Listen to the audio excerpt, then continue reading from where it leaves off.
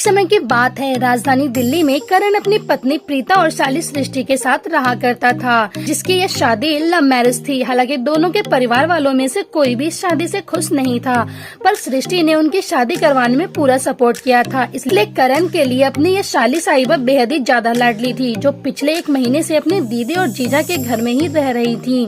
पर बीते समय के साथ साथ जीजा साली एक दूसरे के साथ अपना खूब क्वालिटी टाइम स्पेंड करने लगे, जिन्हें देखकर प्रीता को लगने लगा कि शायद अब उनके बहन और उनके पति के बीच की नजदीकियां बढ़ती ही जा रही हैं।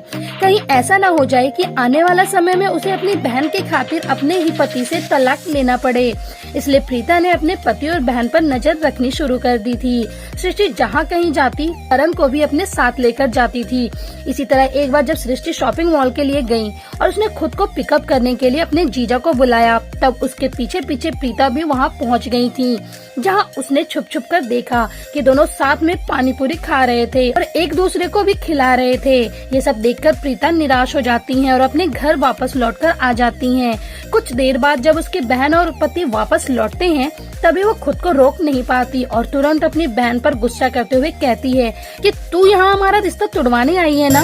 जब देखो मेरे पति से चिपकी रहती है, पता है ना तुझे कि वो मेरा पति है, फिर क्यों तू उसके साथ अपनी नजदीकियां बढ़ाने में लगी हुई है? तभी करण प्रीता पर हाथ उठाते हुए कहता है कि अपनी जबान पर लगाम रखो प्रीता, तुम भी कुछ भी कहती जा रही हो।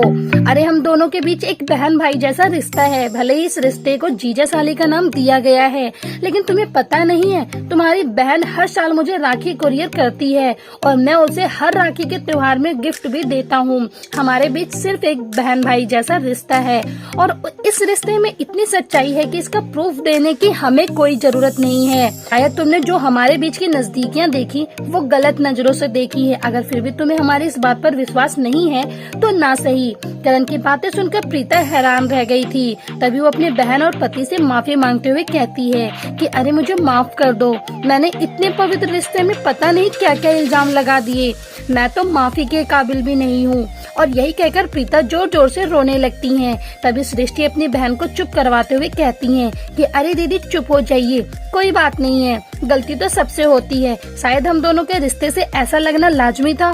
और वैसे भी अब तो आपको सच्चाई का पता चल ही चुका है और मुझे भी पूरी उम्मीद है कि अब आपके ख्याल से हमारे इस रिश्ते के लिए कोई नेगेटिविटी नहीं होगी। इसी तरह उसी दिन से प्रीता की गलतफहमी दूर हो जाती है और एक बार फिर जीजा साली और प्रीता एक दूसरे के साथ साथ खुशी खुशी रहने लगते हैं। तो दोस्तों, अगर आपके भी कोई जीजा साली हैं, तो आप उनके साथ किस तरह का बॉन्ड शेयर करते हैं, आप हमारे कमेंट बॉक्स में कमेंट करके जरूर बताएं। और साथ ही ऐसी दिलचस्प कहानियाँ सुनने के लिए आप हमारे चैनल को सब्सक्राइब करना बिल्कुल भी ना भूलें।